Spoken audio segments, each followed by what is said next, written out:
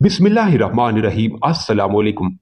हजरत शेख सादी रहमतुल्लाह अलैह बयान फरमाते हैं कि एक बादशाह घोड़े से गिर गया और उसकी गर्दन के मोहरे सिरक गए। उसकी गर्दन हाथी की मांद अंदर घुस गई और जब वो घूमता तो उसकी गर्दन भी उसके साथ घूमती थी। शाही तबीब ने इलाज की कोशिश की कि किसी तरह गर्दन के मोहरे वापस अपनी जगह पर बैठ जाएं, मगर वो नाकाम रहा।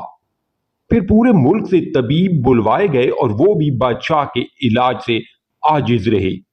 फिर यूनान का एक तबीब इस मुल्क में आया। उसने अपनी काबिलियत की बिना पर बादशाह का इलाज किया और बादशाह की गर्दन के मोहरे अपनी जगह पर बैठ गए। और अगर वो यूनानी तबीब बादशाह का इलाज ना करता तो बादशाह यूं ही मोहताज रहता। यूनानी तबीब बादशाह के इलाज के बाद शाही महल से रुखसत हो गया। कुछ दिनों बाद वो किसी काम से दोबारा शाही महल गया और बादशाह से मुलाकात की ख्वाहिश जाहिर की।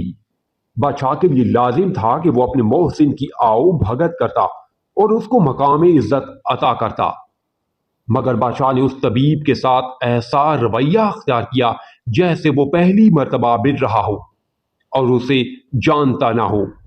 यूनानी तबीब बादशाह की इस बेरुखी को बर्दाश्त ना कर सका और शाही महल से वापस लौट आया। फिर उस तबीब ने एक गुलाम को कुछ बीज दिया और कहा, ये बादशाह को दे आओ और उससे कहो कि ये बीज यूनानी तबीब ने दिए हैं जिसने उसकी गर्दन का इलाज किया था।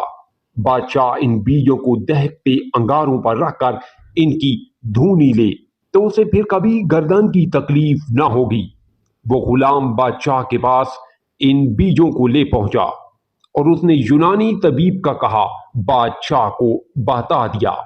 बादशाह ने अंगारे दहकाए और इनमें वो बीज डालकर धूनी लेना शुरू की। जब धुआं बादशाह की नाक में गया तो उसने जोरदार छींक मारी, जिसके बाद गर्दन के मोहरे दोबारा अपनी जगह से सिरक गए। बादशाह ने हुक्म जारी किया तो फौरन उस यूनानी तबीब को तलाश करके लाया जाए।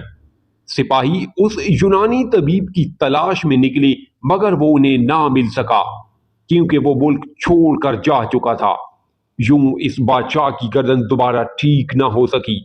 हजरत शेख सादी रहमतुल्लाह अलैह फरमाते हैं, अगर कोई तुम्हारे साथ भलाई करता है तो तुम उसको भलाई के बदले में भलाई दो और उसके एहसान मंद रहो कि उसने तुम्हारे साथ नेकी की है। तुम इससे मुंह ना मोड़ो और उसकी भलाई का चर्चा करो। अगर तुमने अपने साथ भलाई करने वाले के साथ बदला में बुराई की तो फिर यकीनन तुमने खुद अपने पांव पर कुल्हाड़ी मारी।